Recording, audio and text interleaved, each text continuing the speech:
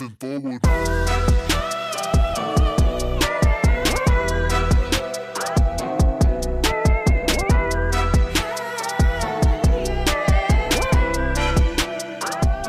All right, you beautiful people, I'm back for the Maui Weekly. Aloha, everyone. Hey, let's get right to it. So, ProArts Maui, coming up, Bent, going through the 20th, Thursdays, Fridays, and Saturdays at 7:30 p.m., Sundays at 2 p.m. Set amidst the decadence of pre-war fascist Germany, Bent is an emotional tale of love as three homosexual men fight for survival in the face of persecution. Tickets, $25 to $35. Thursdays are Kama'aina nights for 10% off. Runtime, 2 hours with one intermission. Contains adult content and language, including partial nudity, violence, strobe lighting, and simulated gunfire. 18 years and up are suggested, all right? This is, the reviews are already coming in, and this is probably one of the most interesting shows we've had all year. The acting is phenomenal from what I hear. I think I'm going to have to ask Miss Patty Lee to come in on a report on it because I hear she's going. So we'll probably check in with her and anybody else from the team and see what they think. I'm going to leave the link for the tickets in the show notes. Make sure to fit in some time and check it out. Meanwhile, at Maui OnStage, Misery from the 10th to the 13th, directed by Ricky Jones, featuring Lena Aiko Kruger and Brian Connolly, based on the novel by quintessential horror writer Stephen King. Misery tells the story of novelist Paul Sheldon as he transitions from writing historical romances featuring heroine Misery Chastain to publishing literary fiction. Annie Wilkes, Sheldon's #1 fan, rescues the author from the scene of a car accident. The former nurse takes care of him in her remote house, but becomes irate when she discovers that the author has killed Misery off in his latest book. Annie keeps Sheldon prisoner while forcing him to write a book that brings Misery back to life. Content warning, adult language, simulated violence, gunshots. Not recommended for children. It's definitely a date night for mom and dad if you want to get your theater on this month. But don't worry, I know that Maui OnStage has got a family-friendly Ono coming up soon, so check that out too on their website. I'm going to leave you a link in the show notes for Misery and more. But guys, we got a return guest today. We've got Lindamae Maldonado, lovey, and I catch up on her journey. That'll be after we talk here, because Auntie had time separately the other day, and so we're going to squeeze that in. You guys get to listen to that. But let's talk.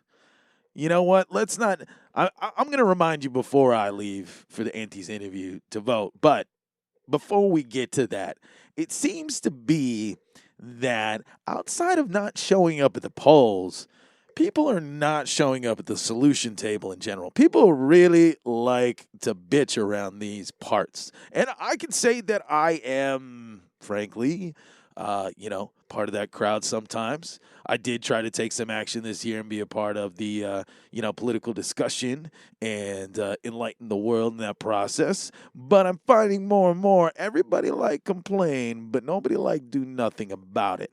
So, as we get prepared for the next year, we're going to start targeting things that people complain about but never fix. And we're going to find hustle ways to do it, to make the world a better place through conscious capitalism, to possibly, just upset the balance for positive and radical change. So, first on the event agenda, because I've been looking at a lot of things, all right? My job in real life is literally calculating the possibility of something with very to little assets. So I would like to use that in helping my community. And I've looked at a lot of things. Housing's a tough thing. That's like way too pie in the sky for some of my equity. We'll have to make a lot more alliances to do that one. Transportation, I could probably do that through lobbying, but I probably won't get a lot done. And look at the debacle with the monorail. So, gonna stay away from that. Agriculture. Now, agriculture in the land sense, I don't think I can get into that fight. But you know what we can get into? Chickens and deer. Now, guys, everybody complain. Oh, my deer in this, my deer in that with a wiffle ball bat. Chickens everywhere. Auntie still feed them. Why she still feed them? Well, you know what? she's entitled to feeding them because she's doing right by those creatures. Would you just like to see chickens dead on the road that nobody clean up? I'd rather have living ones. All that free food lying around. Free food lying around. Which brings me to my point today. All right? You see a chicken? Pick it up. You ain't going to jail for chicken kidnapping. Ain't nobody gonna call the cops on you for stealing that chicken. All right? So, first, once I am out of this transition phase of renting from someone else and we have established like the Manava compound, I'm eyeing this whole system of like how many chickens or deer I can hold on to or trade or move. So, if anybody like to help by beating me to the game, by all means, let's start like a crazy race. All right? Think about this. How little supplies does it take to create a chicken abatement service? Right? Right. So then think about this. You don't got one job. There's free food lying on the ground. You go woof it for like 3 days, get yourself some simple supplies, and then you go catch chickens. Then everybody's happy that the chickens are gone. Then you're like, but bro, what do I do with all those chickens? Think about this. You got one egg farm, all right? You got one food farm. You could turn them into like feed for other animals even. Or you could turn them into like, think about that. Like you got guard dogs, free chicken food. Look at that, bro. All right, so like there are a lot of options here. Personally, the rabbit hole I'd like to go down is I'd probably just scoop up all the chickens and then take them to a ranch of my own up above the clouds, and then I just let them procreate like crazy and keep them in coops all day, and then that way I could get money off of these crazy tourists too, and then convince them into like putting money back into the item before they leave and destroy this place. Inside of that option, I would then open up like trips for like kids and like Easter parties. Like think about all these fun things that we could do. I could be making money just off of people lying in a just like a bale of hay full of chickadees and people take Instagram selfies. You know, there are so many things to do with these chickens instead of complain about them. There are silly ideas. They're good ideas, but they're silly ideas. We got tangible money-making ideas. Like open up one huli stand, bro. Like you ain't got no money. You ain't got no food, but we got all these chickens. Huli, bro. Huli. All right? That's where I'm going to put that. And in accordance with that, the deer, all right? And the deer, meat-wise, outnumber the chickens. I think it's a great conversation between, the sitting mayor and the mayor, the guys running against him. Let me not blur that. I'm just saying it as I see it. Anyways, but as the conversations come up on axis deer populations and what to do with them, et cetera, bro, it's obvious that we want to turn them into meat. But the thing that's gotten in our way has been the USDA, all right?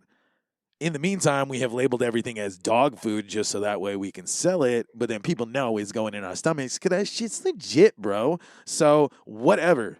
Like, if we got to label it dog food in the meantime, do it. I don't care. Like, that's a hustle move, bro. That is a fucking hustle move. Do it. And really, with as many that are around, like, think about this. Christmas is on the horizon. How many guys are going to open up a freaking Christmas tree lot? Bro, I will rent you some of these deer, and we will get a Santa Claus, and kids will take pictures, and maybe we can break a few and turn them into a petting zoo, and then we eat the rest. And then we really should start scooping them up. Like, quite frankly, I don't know why we aren't honeypotting the woods.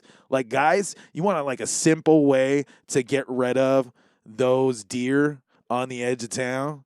Then push the food supply back. Okay? For as much as it's going to cost you to fix your yard or fix your fences or fix you anything, go down to the feed store. Go get you some feed cups. All right? Take a 50-pound bag of alpha berm or something. They'll eat anything, all right? And then you just go, like, nail the cups to the trees. Like, bro, simple as that. And then the deer go to the trees and eat. And then you go out, like, every few days, you check where they eat the most, and that's where you hunt, bro. Go get them, all right? Free venison. Only costs you time, maybe a little freaking alpha berm. Like, not even any. You probably don't even have to put anything good in there. You could probably just get extra Timothy for the goats and then just be like, here you go. Simple as that. Okay? Actually, you don't even need to go buy it. You know what they really like is the damn silly beans off the kiawe trees. You go get all, like, you send your keikis out, and they go scoop up all the kiawe beans, and then you go put them in little cups, and you go nail them to the trees, and then watch them all go out and eat out there. All right? Simple. And then you have cordon zones. Okay? Easier for protect your yard, easier for the hunters to track. Sustainable ecosystem. Same way we catch the fish and put them in the pond, we keep the deer in the meadow. All right? So, now that I've given my 2 cents on what about to do with the chickens and deer, I'm going to hold myself to this. So I'm going to start researching how to make this a functional business. And then I'm going to give you an update weekly. And then maybe we're going to meet with some people that can teach us how to do this. And we'll find some other people that want to do this too. And we'll make some radical change. All right? So on the road to radical change this week, show up to vote. Not enough people are showing up to vote. It's crazy. There's a lot of people that threw in their mail-ins. That's good. Mailing in is very smart. Republican or Democrat, I don't care. You need to put your vote in the mail. But, hey, now it's too late. So you got to walk that stuff in, or you got to show up at the polls. So do so. And in a lot of cases, it is never too late to register to vote and make a change today. So if you think that someone is ruining the world around you, or the taxes are too high, or that land should be in the people's hands, then show up and vote. Because if you don't vote, then you're just exercising someone else's vote by extension. All right? That apathy is still a vote. All right? And now, more than ever, as a people, we need to come together, and we need to speak sensibly and act responsibly. Okay? One thing that I want to hold everybody to in the next year is there really needs to be a change in how bipartisan politics occurs in America, and especially in Maui, especially in Hawaii, in the land of aloha. I really don't get how colonialism has corrupted what is a two-party system with like 170 offshoots into this one-sided system that's even betraying the people on that side because it's broken it. I respect my Democrat counterparts, and I tend to find that there's a lot we have in common so long as we take the time to talk to each other. I'm finding more and more that I'm feeling distant from my party as I've moved back home because the hyperbole takes you strong out here. To all my GOP brethren and sisters out there that are holding a candle, please recognize what you say and what you do, how you interpret data. There is a lot of stuff that we agree on with our friends across the aisle, and that is the renaissance we need to bring ourselves to. The American political spectrum has become way too vast with not enough gray area in it. We are stricken black and white with this huge chasm left in between that people must walk alone. And so it is a scary thing that we faced in this next year, especially with the presidential election coming up. Like, by all means, I'm looking for better choices than like crusty white people who don't know what the hell they doing, bro. Like, how about go into that melting pot we talk about so much and just like pull out some flavor or get something new. There's so many young people who have good things to say. There's people from all parties. That's the crazy part, is we're now staring at a generation that is now mired in the shadow of a generation that won't let go of power. I mean, why do you think OK Boomer has become such a thing? It's visible now. We have dinosaurs running this world because they were afraid to pass a torch. Now is the time. And whether you feel that, your youth may not see it the way that you do, you have to respect that now is the time to pass that baton. So if they're going to make change that you want or even take the mantle, and then you have to deal with the repercussions of them taking the mantle, because I'm noticing more and more like that I don't have to change parties. You know, I had this discussion in myself this week, especially after talking to Nick Alananda. I was like, you know what? Like, I mean, take away a few things. I kind of agree with like Greens and extremely centered Dems right now more than I agree with Republicans, which is scary to me. And that, for me, as a fiscal conservative and as a a common sense regulator while also recognizing what the mega class does provide outside of its taxable range. Like, being aware of all of these things is kind of hard when my party, as far as I can tell, is like stuck like in the Stone Ages. They're still following, training manuals from the 80s. They're listening to people from outer space. We have too many carpetbaggers in our party right now. It's like, why can't they go back to their own state? Why can't they just go and fix their problems? Why did they run away from their problems to come and screw with ours? With that being said, guys, if you really want to be down with the GOP like me, you need to get rid of your carpetbaggers. You need to go out and talk to your neighbors. You need to see how your personal point of view applies alongside theirs. And then you need to come to a series of compromises that can either elevate us towards a common sense of being or at least make it a more amenable place to live in. So, do that with your vote. Do that with your community by talking to them. Do that by showing up when the county council says that there's a hearing. Do it by just helping out. Because that's the other thing is, like, we're at a point now, just like the chickens and deer, we're at a point now where it's not just a matter of who will lead us and who will save us, who will help us but ourselves. And that time has come. So think about the world around you by thinking about yourself, by picking up those hands, by getting those elbows greasy, by looking into your heart and recognizing that people are just like you, trying to get by every day, trying to weather the world around them. Let us not be separate ships in a storm, railing against each other, but find ourselves as more than just friends in fair weather and look out for each other when faced with this adversity around us. That's what you need to do. So thank you for all the listens, all the follows, all the shout-outs. As I come out of Facebook jail this week, I appreciate all the love that's been sent my way, that could come my way. And as we approach episode 100, I think that it's time to make a huge change to the way that things are done here at Rabbit Holes. So I've been looking into what people need. I've been, just surveying what people want. So once I get the system down here, because I figured out how to plug into it, we're going to be giving weather and surf reports, because it turns out you guys care about that a lot more than just about anything else. You guys find what I'm saying interesting, but I think if I wanted to get more people in the conversation, that's what we're going to do. So I'm listening to you. I'm also looking at all the other places, so we're going to add that. We're going to do, a Maui-centric on these episodes, and then I might comment on big things in the world as far as weather, but definitely Maui weathercast and surf reports by episode 100. That is my personal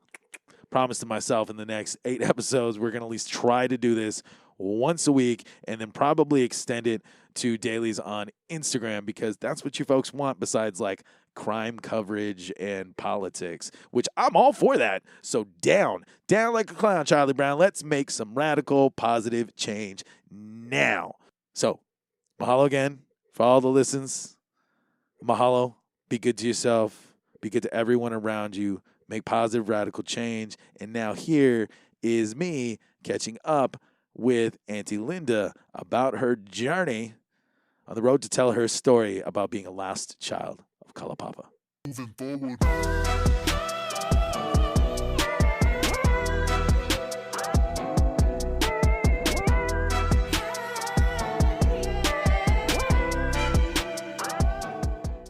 We live in a fast-paced world where many people are too busy to sit down and read books or news articles.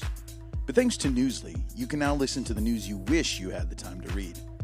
By utilizing AI technology, a natural human voice reads you the news, helping you grasp the information faster and more efficiently. Newsly provides the latest news updates 24/7, letting you browse articles from topics you choose. It even has podcasts, including ours. And listeners of Rabbit Holes can get their first 30 days of premium for free, allowing you to enjoy an ad-free experience by using the special promo code in our episode description. So download Newsly today for free on iOS and Android, or visit www.newsly.me so you can stay updated on the things that matter to you. Moving forward.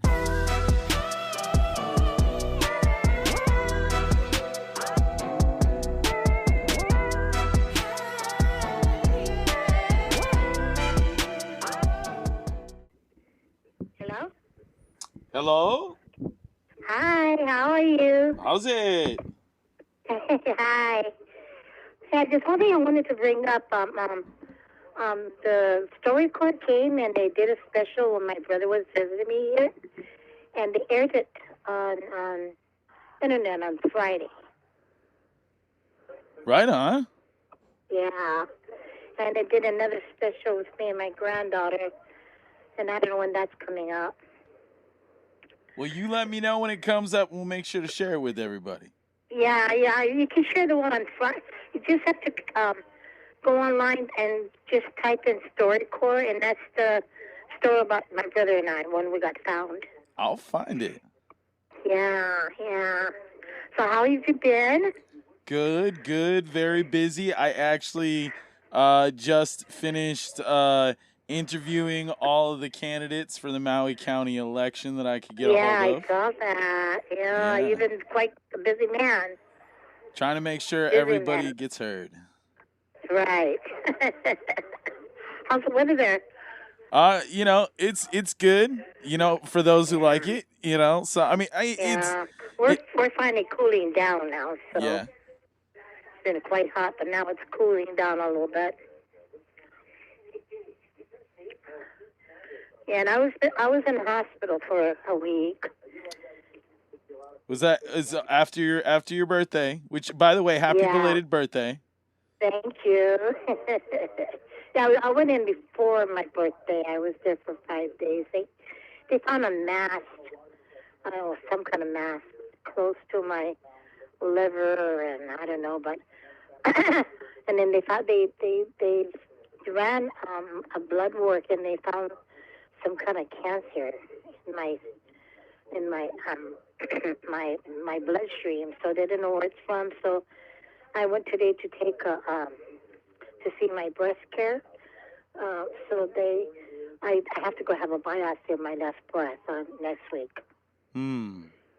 Yeah. So I'm just just living day to day to see what the heck's going on, because I know I have to go in and have surgery on my stomach to get rid of that mass that's growing in my tummy.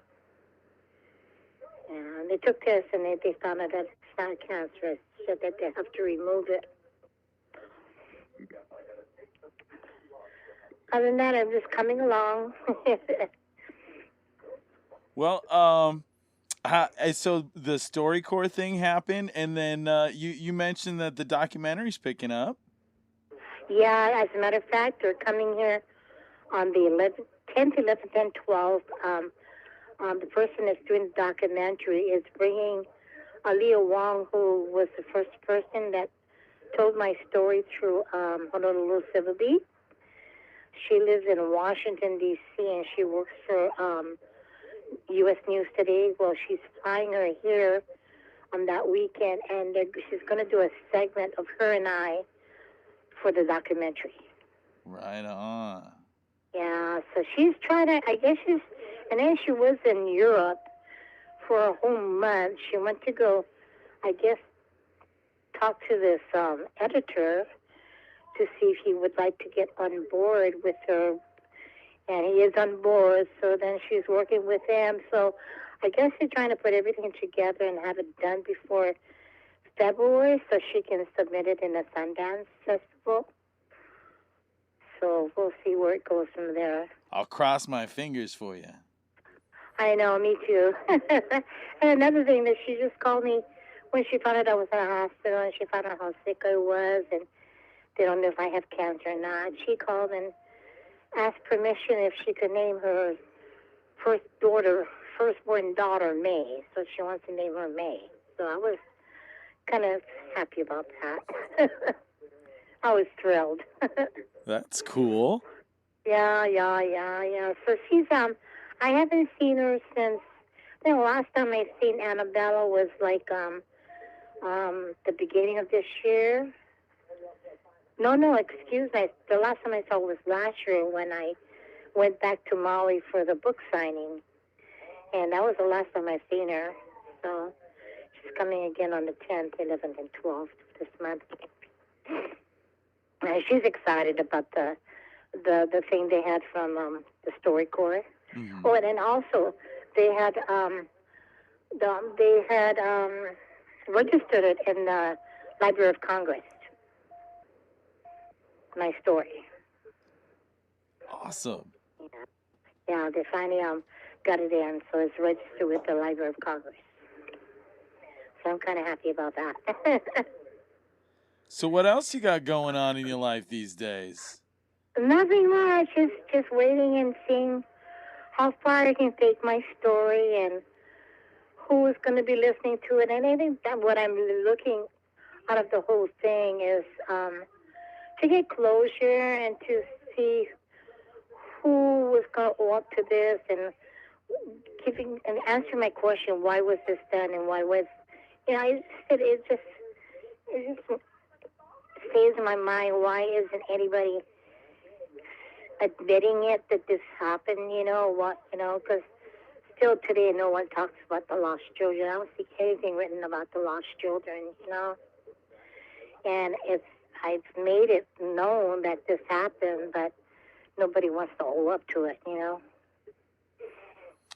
I think there's a bit of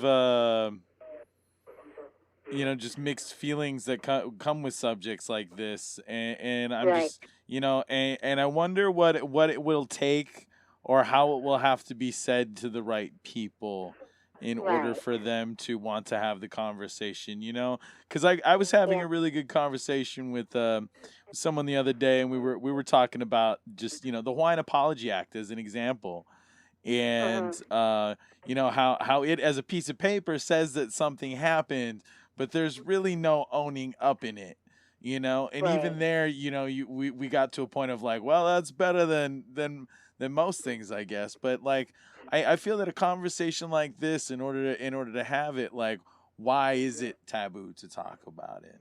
Right. See, that's what I don't understand. I know it was kept back a few because there was such a stigma back in those days, back in the late 1800s and the early 1900s. But that's over and done with. I'm here, and I found out about it. And why wasn't we still mentioned as of today? Because they did remove a whole bunch of children, and some of them, a lot of them were sent with family members and placed in good family member home. But us that were placed in foster care, why wasn't? It's just like we're forgotten about, like never happened. Mm-hmm. And why? Why was it? I mean, like when I found out about it, and I met the advocate for leprosy. She came from New York and came to Honolulu and saw me personally, but she had brought another woman with her, a lady, and she introduced me to her as a lost child of Kalaupapa, and she was, but the only problem was she was placed with a member. She was placed with a family member, and I said, well, we're not the same, because she knew who she was and where she was from. I didn't, so there was a difference. They couldn't compare my story to her story, because it was entirely different. Even though she was taken away from her mother when she was born, but she was placed with a family member, and there's a lot different. I wasn't. I was placed with someone that, that didn't know my parents. It was kept a secret, and I don't know why it was kept a secret, Why was we different, in other words, We're still children that was taken away from people, from parents that had leprosy, but some people's story was told, but us that were placed in foster care, our story was never told or never heard. And I think that's my main objective, why were we so different? So I don't know. I just have to keep on going, I guess. Yeah, no, I and might, it's good that you do. yeah. So like if we had your voice in front of all the people who did matter to make a difference right now, what would you say to them?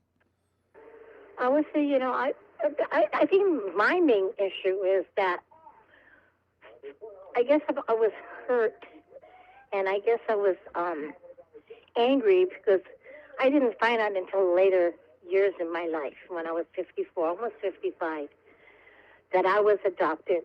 And I mean, I knew I was adopted at the age of 10, but I did not know the story why. I was told differently, and I didn't know that both of my parents had leprosy. And I think the difference between people born to parents that had leprosy, their life, those that were placed in family members' home, their life was never hidden, while mine was.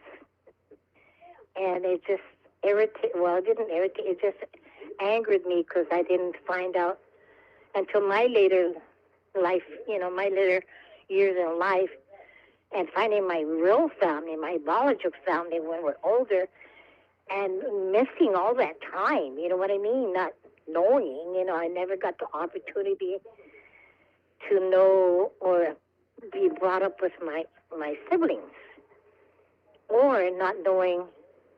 Well, I got to meet my mother, but never had the opportunity to meet my mom. No, my dad, that was taken away from me. And I mean, that's where the whole thing is. That's where it always stems from, the anger of, not knowing everything until the later part of my life. Like if I found out, like if I was in a teenager or early adulthood, I could have found closure way, way, way before then, but I was 54 years old. And then I know it just hurted me because here I thought that my adopted family was my real family, and then the story was told by my adopted parents that my parents gave me away because I was the only child and they had a career and they didn't want to be tied down, and to find out it wasn't true. I mean, that's what's real disheartening, that we're lied to. Yeah, I think some people feel like they're protecting children, but then they don't I know. realize the long-term effects, Yeah, that's why I told my sis, especially Hawaii people, they kind of this eye thing, Yeah. I understand, and that, that's the good part because, they're doing things for kids, but the thing is, but they don't know how much it affects them when they turn older and they find out that that's not their real family, and then to come to find out that they had another family and to get, I don't know, it's just, I don't know how to explain it, but it hurts because, I was brought up with a family for 55 years, and all of a sudden I have another family, and getting to know them and in your mind and your thoughts, will this other family accept me or like me like my family that I already have, It's very hard to explain to people the different thoughts that went into my mind and heart, Mm-hmm. And then to explain it to my children. I know my children were angered about it because they don't understand why was a big lie to me too, It was very hard for them to understand it.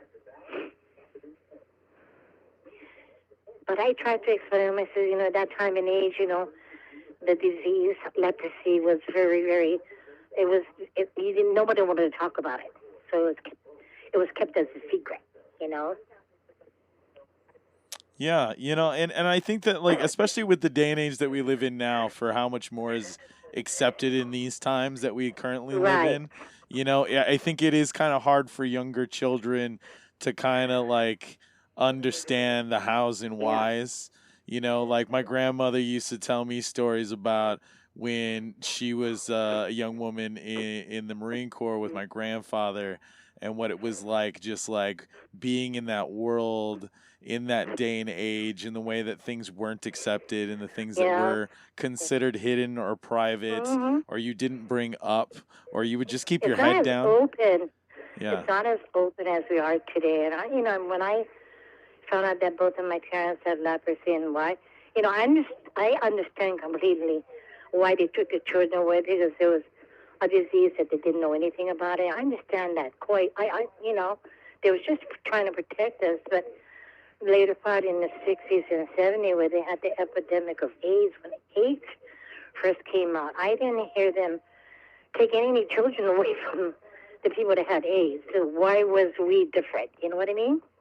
Yeah. No, Why- well, and why- that sat in a very weird area in the press, because it got tied a lot into the war on drugs at the time. So like the public's Right. view of that really got distorted a lot, whereas like leprosy was always just seen as leprosy, so it was Right, an it's outlier medical. already, Yeah. you know. Whereas like I think the AIDS epidemic was so much to unpack that it didn't really Right. get targeted in that zone, you know. When I found out, that went through my mind, and I felt like, why was it different?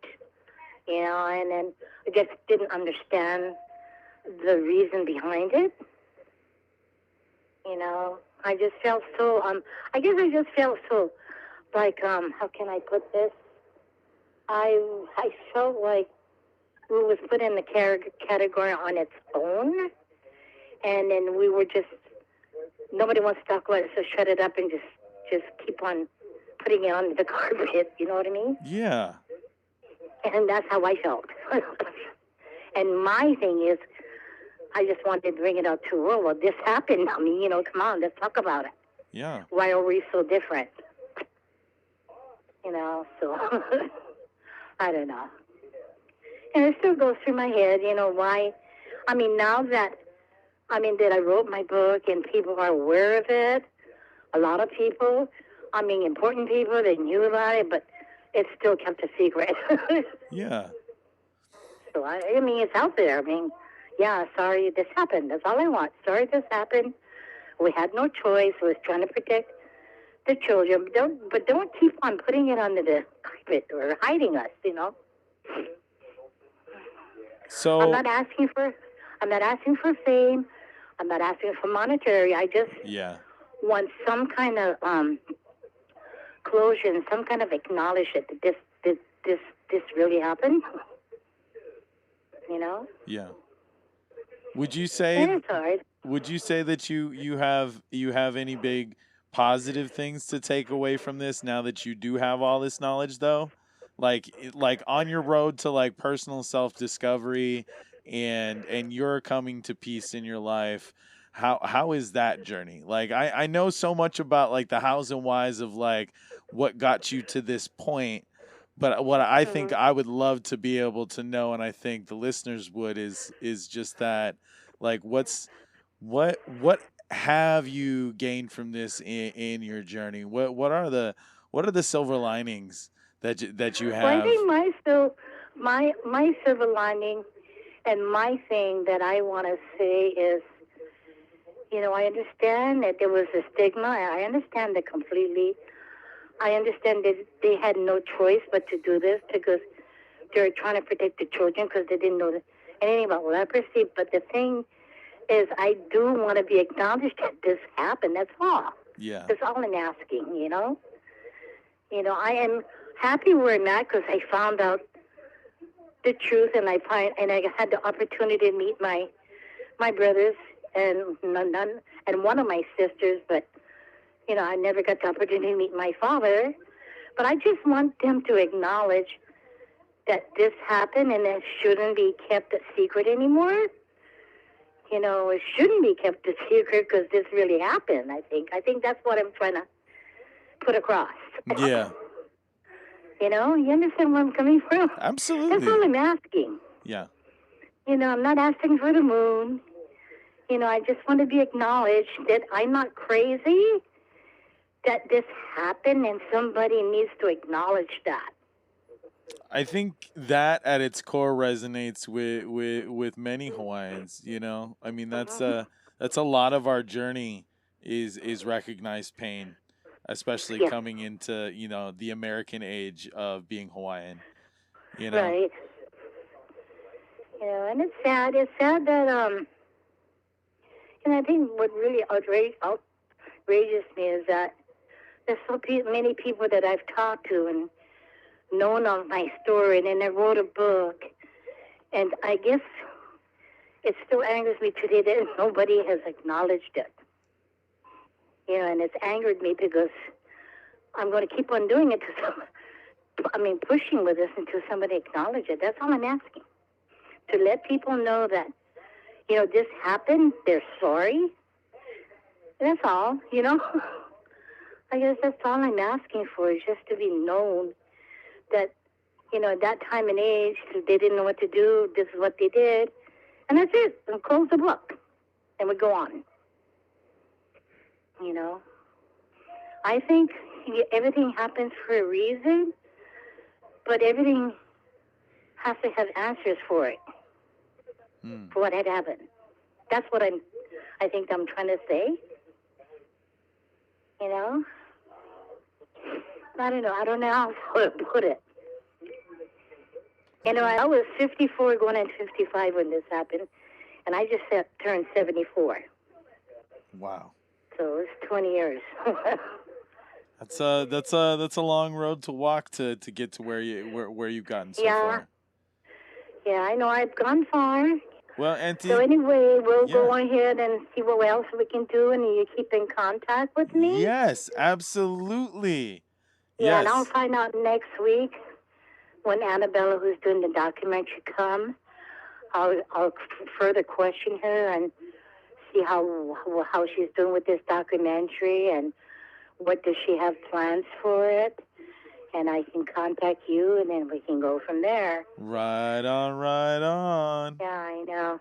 And the story came the beginning of October because my brother was visiting me from Maui. So she wanted to interview my brother and I. And then a week ago, the whole StoryCorps Corporation was here in Vegas for the whole month of October, and I think they're leaving tomorrow, the 3rd. And they called me up and they did another interview with me, and they wanted me to bring someone, but I didn't have anyone. But my granddaughter moved there because she's my caregiver now. So I took her with me, and then we had an interview from 11 to 2:30 at Interest, and so I don't know when that story is going to be aired. Well, I'll be on the lookout for them, and I'll make sure to put all the links in the show notes of this episode, so then that way anybody you send this way to listen to this, they get all the links to all of those too.